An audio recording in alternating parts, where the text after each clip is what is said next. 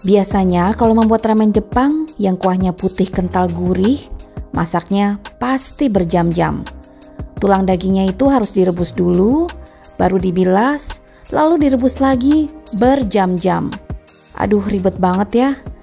Jadi tenang, di video kali ini Mrs. Culinary akan membagikan resep Tantan Men Ramen, mie Jepang yang kuahnya kental gurih pedas, yang super enak, dan yang paling penting buatnya itu sangat gampang.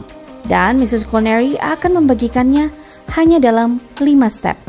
Kita langsung aja yuk ke cara pembuatannya. Tapi sebelumnya jangan lupa subscribe channel kami dan klik tombol loncengnya.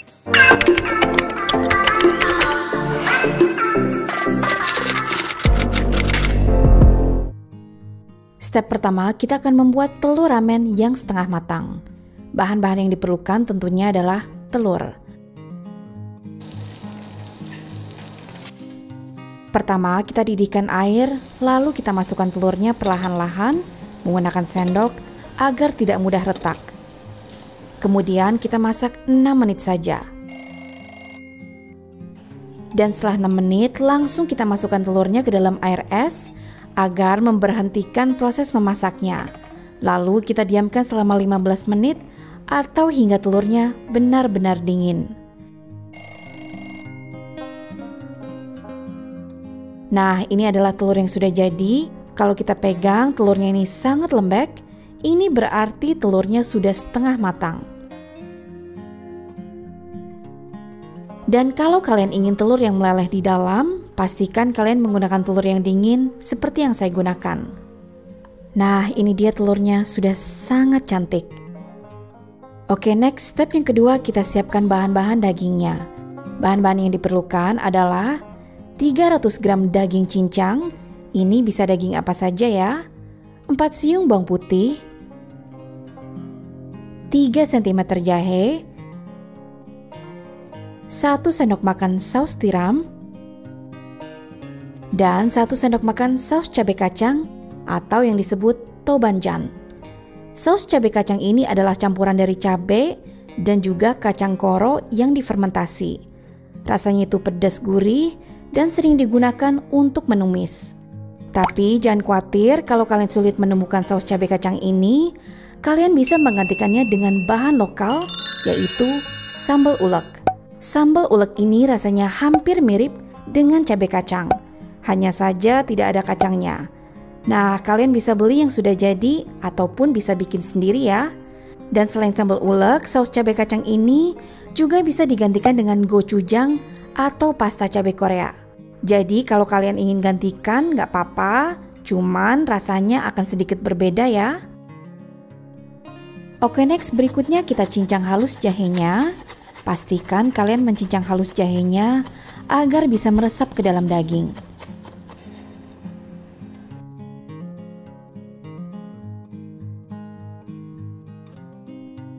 Berikut juga dengan bawang putihnya, kita cincang hingga halus.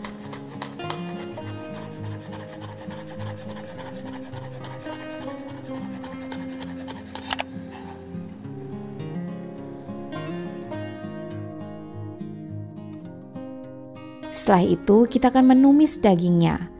Di dalam minyak yang sudah panas kita masukkan bawang putih dan juga jahenya. Kemudian kita oseng hingga harum.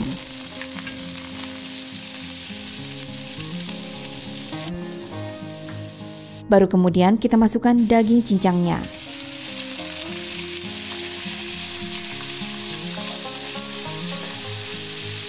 Setelah itu kita bumbui dengan saus tiram,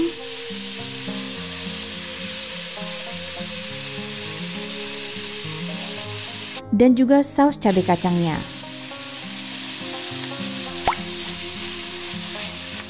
Kita masak 4-5 menit hingga dagingnya kering dan tidak basah. Nah, seperti ini ya. Daging cincang ini sudah kering, artinya sudah matang. Step yang ketiga, kita akan membuat sausnya. Nah, saus yang paling penting untuk ramen ini adalah saus wijen. Biasanya orang Jepang menggerus wijen yang sudah disangrai dengan sedikit minyak wijen Mereka menggunakan ulekan wijen secara manual dan mengulek selama 15-20 menit. Wijennya diulek hingga benar-benar halus. Nah, saus wijen inilah yang akan digunakan untuk ramen Jepang ini. Tapi jangan khawatir, saus wijen ini sudah banyak yang dijual dalam kemasan, yaitu namanya tahini. Cuman karena tahini ini susah didapatkan di Indonesia, maka dari itu ada beberapa alternatif yang kalian bisa gunakan. Opsi pertama adalah saus wijen merek Hadilau. Saya suka dengan saus ini karena ada level pedasnya. Ada original, ada spicy, dan juga ada rasa mala. Option yang kedua, kita bisa menggunakan saus wijen Kwipi, atau bisa juga menggunakan saus wijen merek Likumke. Dan opsi terakhir, saus wijen merek lokal yaitu Maestro. Nah, merek yang saya gunakan adalah saus wijen merek Hadilau. Level pedasnya kalian bisa silakan pilih sendiri ya. Oke, sekarang kita akan membuat sausnya. Di dalam mangkok kita campurkan 2 sendok makan saus wijen, 2,5 sendok makan soy sauce.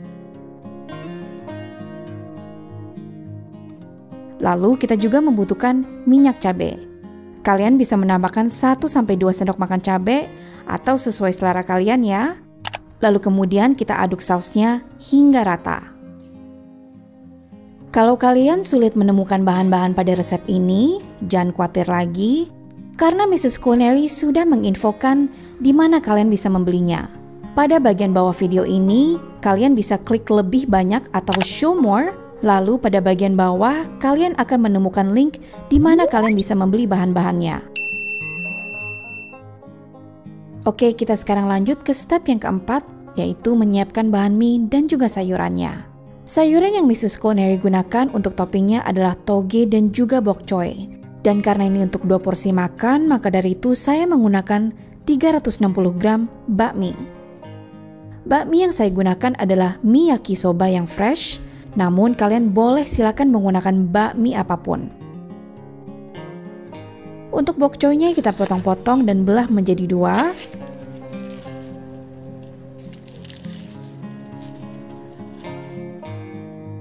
Kemudian di dalam air yang sudah mendidih, kita rebus toge. Berikut juga sayur bok choy-nya. Kita rebus sebentar saja, kira-kira 1-2 menit. Masaknya jangan kelamaan karena nanti warnanya tidak akan cantik lagi. Dan setelah 2 menit kita angkat dan tiriskan.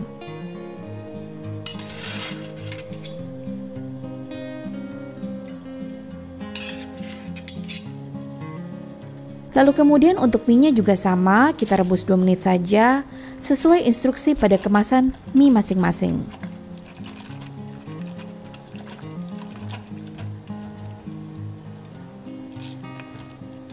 Kalau sudah, baru kita tiriskan. Step yang terakhir adalah membuat kaldunya. Kita membutuhkan 500 ml susu kacang yang fresh dan yang tanpa gula ya. Susu kacang adalah salah satu rahasia orang Jepang untuk membuat ramen ini terasa creamy, umami, dan juga gurih. Kemudian di dalam gelas kita tambahkan 500 ml air panas dan campurkan dengan 1 sendok teh kaldu ayam. Nah, air ini kalian bisa gantikan dengan kaldu ayam atau menggunakan kaldu blok yang sudah jadi seperti yang saya gunakan. Kaldunya kita aduk hingga rata dan kalau sudah tercampur rata baru kemudian kita masukkan ke dalam panci. Berikut juga dengan susu kedelainya. Kalian harus memastikan susu kacang kedelai ini tidak ada gulanya. Saya harus tekankan lagi karena kalau susunya ada gulanya, rasanya itu akan gagal. Jadi kalian harus menggunakan susu kacang murni tanpa tambahan gula ya. Oke, ini kita aduk dengan menggunakan api yang sedang hingga mendidih kecil saja, nggak perlu sampai mendidih gelembung besar.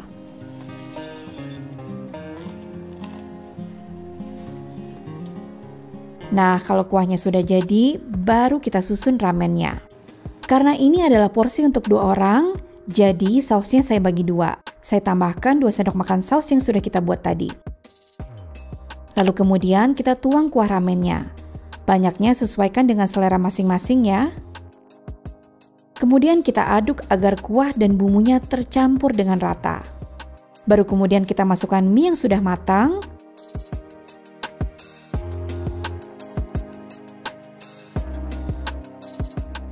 Kemudian kita masukkan sayur bok choy-nya. Kita masukkan juga togenya.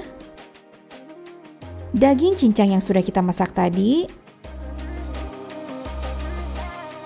Dan untuk menambah aroma, kita potong daun bawangnya tipis-tipis aja biar ramennya jadi cantik. Lalu kemudian kita tambahkan ke atas ramennya. Dan yang terakhir kita letakkan telurnya. Ramen Jepang ini benar-benar enak. Cita rasa kuah yang pedas dipadukan dengan gurihnya wijen dan daging ini sangat pas dan juga cocok. Tekstur mie-nya pun juga kenyal dan lembut, bikin kita ketagihan. Bikinnya pun juga sangat gampang dan rasanya benar-benar recommended banget. Jadi jangan lupa dicoba ya resepnya. Dan kalau kalian sudah coba resepnya, jangan lupa mention Mrs. Culinary di Instagram kami ya. Kalian juga bisa request masakan apa yang ingin kami buat. Jika kalian menyukai resep ini, klik tombol like, subscribe, dan klik tombol lonceng di channel Mrs. Culinary. Kunjungi juga website kami di www.mrsculinary.com. Thank you so much for watching and until next time, bye!